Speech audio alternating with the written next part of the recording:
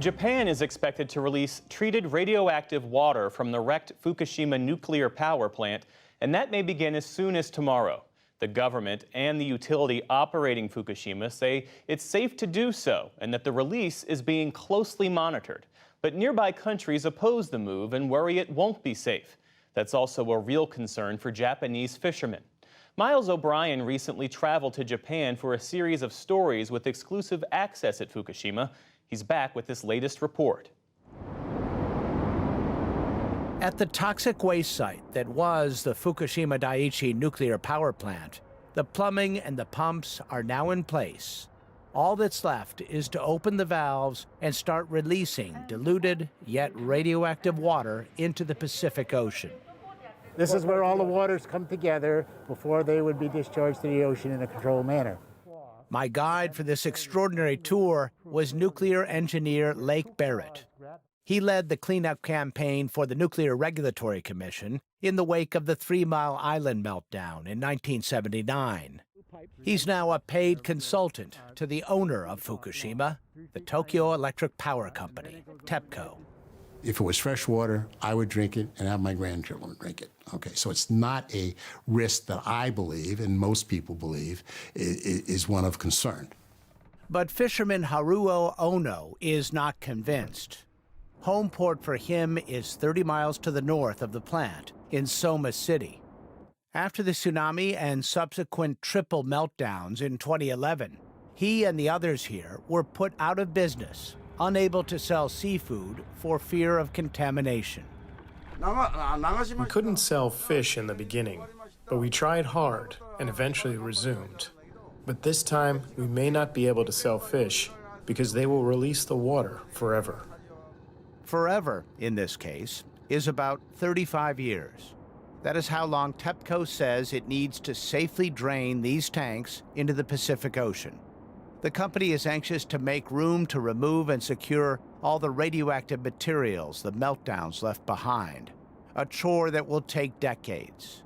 The tanks contain 340 million gallons of water that flowed through the melted remnants of the reactors. It is tainted with tritium, a mildly radioactive form of hydrogen that occurs naturally. It is luminescent, used to light watch dials, aircraft gauges, and exit signs.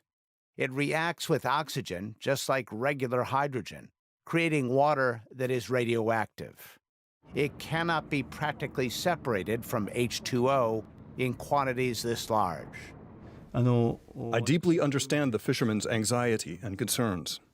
Yasutoshi Nishimura is the Minister of Economy, Trade, and Industry.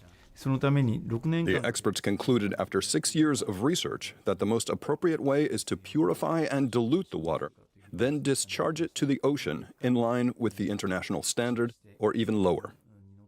In July, the UN's International Atomic Energy Agency released its assessment of the Fukushima Daiichi water discharge plan, calling it consistent with relevant international safety standards, and concluding it would have a negligible radiological impact on people and the environment. The agency vows to continue its review during the discharge phase, having a continuous on-site presence. The health consequences are low for tritium, but there is debate, certainly around factor of 10, what the level should be in drinking water. Marine radiochemist Ken Bissler is a senior scientist at the Woods Hole Oceanographic Institution. He says every nuclear power plant in the world releases tritium-tainted water.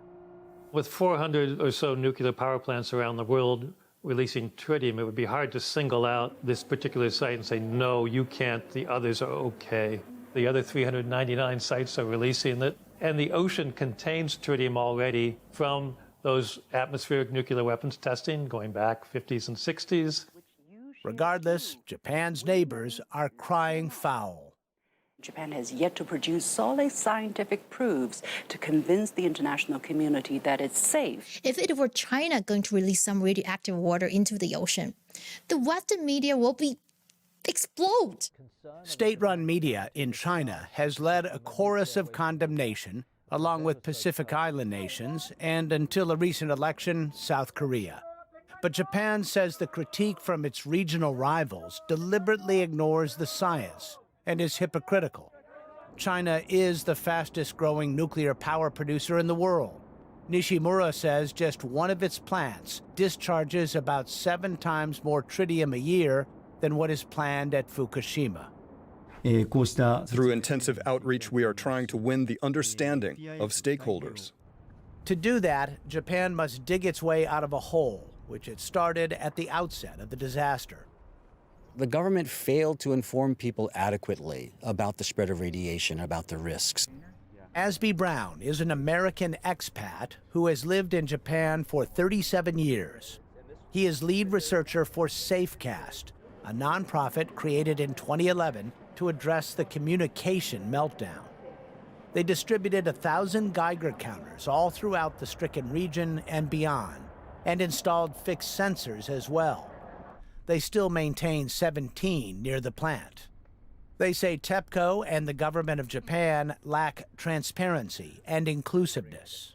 If they do what they say they're going to do, the risks will probably be very low to health and to marine life. But they're not transparent enough about what's actually in those tanks. They haven't made water samples available to independent researchers, of whom there are many very, very qualified people around the world. They haven't done anything that really would actually help build trust in what they want to do. Scientists like Ken Bissler would like some academic rigor. You would want to have someone other than the operator in charge of disposing of this check those numbers in the tanks. And equally as important as an oceanographer, I would want to be out there now measuring for this suite, this range of different radionuclides in the seawater, on the seafloor, in the sea life, just to establish those baselines very clearly. Water from the tanks containing tritium will flow to this spot at about 100 gallons a minute, where it will be mixed and diluted. Clean water is brought in from the ocean through 3 1,000 horsepower pumps, each flow about 33,000 gallons per minute. The water will flow through this large tunnel to a discharge point 2/3 of a mile offshore. A 2 square mile area around it will be closed to fishing.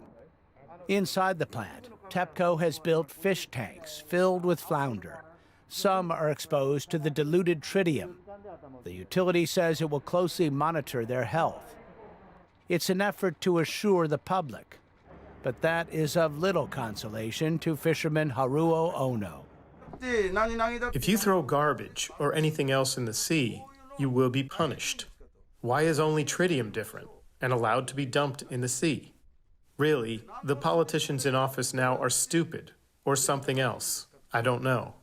Whatever they say, we can't recover our jobs. The politicians apparently have reckoned with this possibility, creating a 50 billion yen, $340 million fund to compensate fishermen for potential losses. Scientists may not be worried about properly diluted tritium, but perceptions driven by fear and fed by misinformation can become reality at the seafood counter. For the PBS NewsHour, I'm Miles O'Brien in Soma City, Japan.